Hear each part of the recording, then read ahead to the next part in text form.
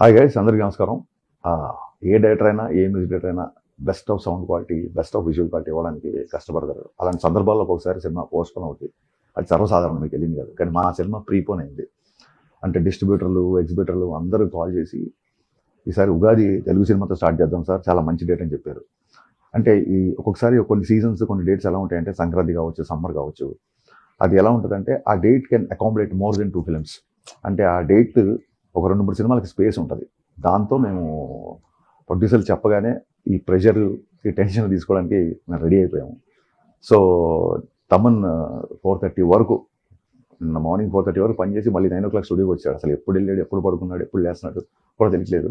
ఒక తమనే కాదు, నేను మా టీము రౌండ్ ద క్లాక్ మేము బెస్ట్ ఆఫ్ ద క్వాలిటీ ఇవ్వడానికి పరిగెడతాం. అంటే నేను నా రిక్వెస్ట్ ఏంటంటే, నాట్ ఓన్లీ ఫ్యాన్స్, న్యూట్రల్స్కి, సినిమా లవర్స్కి అందరినీ నేను కోరుకునేది ఏంటంటే, ఈసారి సమ్మర్ ఒక పెద్ద తెలుగు సినిమాతో స్టార్ట్ చేస్తున్నాం కాబట్టి we all need your support. Best of the quality ఇచ్చే ప్రయత్నంలోనే నేను, మా టీం అందరం ఉన్నాం. కాకపోతే